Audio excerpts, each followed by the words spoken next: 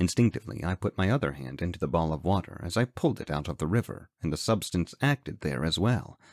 As the mana finished entering the water from my hands, a small progress bar appeared in the lower portion of my vision. Below that bar said, "Mana available for shaping. 10,000 of 10,000. Template selected. Simple humanoid. Default."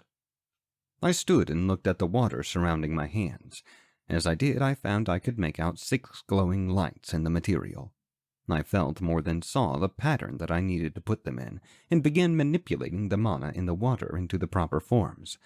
I hardened the mana just enough to keep the shape I put it in, and after a few minutes of work, the water held its shape.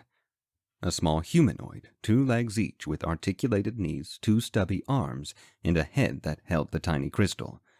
But it felt incomplete somehow. The physical form was complete, but it felt empty. "I'm an idiot," I thought as I remembered about the Enneagram. "All right, what should this thing be? What kind of behavior do I want it to have?" I needed it to be more protective than aggressive. I could handle the damage-dealing part of things easily enough. Fire was good at that. What I needed was something quick and watchful. Something to watch my back while I dished out the damage. Something that would alert me to danger. Something that would follow after me and keep me safe. "That's it! But it will require a different body." I began reshaping the thing's mana-constructed form, and when the system prompted me with, "Do you wish to create a new template with 6 nodes?" I mentally chose yes, and I began to work. After another 20 minutes, taking apart the construct and reshaping it the way I wanted, I was rewarded with another notification. "Congratulations! You have gained a skill point in golem making and 1 point in mana manipulation. Congratulations! You have created a new simple golem template. Template K9. With that success, I began working on the Enneagram. The thing was simple, but the intensity of the emotions it would feel was difficult for me to truly fathom without my logical mind getting in the way.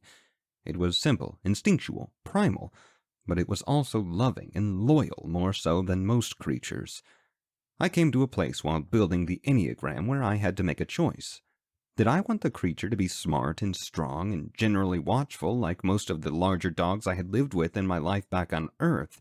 Or did I want the thing to be more anxious, for it to make noise and constantly make me aware of potential threats around me?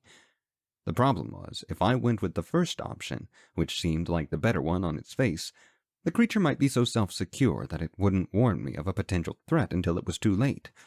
Or it might be so overconfident it might just ignore my orders, thinking it knew best. On the other hand, if I made it too anxious, it would quickly grow annoying and troublesome, disruptive to my daily life here on Ethria. I decided to play it safe. If things went wrong, I could always remake the golem. Congratulations! You have successfully created a new self-sustaining enneagrammic matrix. Name, Watchful Hound. Experience gains, 100. I felt the Enneagram enter my memory as the dragon had. This one was remarkably simple and easy to make compared to the previous one, and it didn't seem to take up so much space in that area of my mind.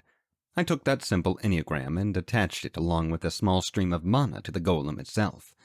Then I took the feed of mana that the construct would normally have from me and moved those connections to the crystal, tying off as many as I could so it was fully self-sustaining before I did so. The tiny crystal provided a trickle of mana to the construct, just enough to replenish what was lost as the thing held itself together, moved, or attacked. The gem itself didn't actually generate mana, but instead it siphoned a tiny bit of it from the ambient mana in the air, enough to keep its own reserves full, and to make the entire circuit continuously operational. The only thing that could break it was, well, enough damage to the mana construct that held the water dog together. I stood up, back straight, and looked at my work. The dog had a short tail, and the flowing water that dripped off it in places, particularly its mouth, made the thing look remarkably like a Chinese Shar-Pei. It was about the same size, too, roughly coming up to my knees. I patted the good doggo on the head, happy with my new creation. As I did, I severed the last connection from the construct to my mana pool.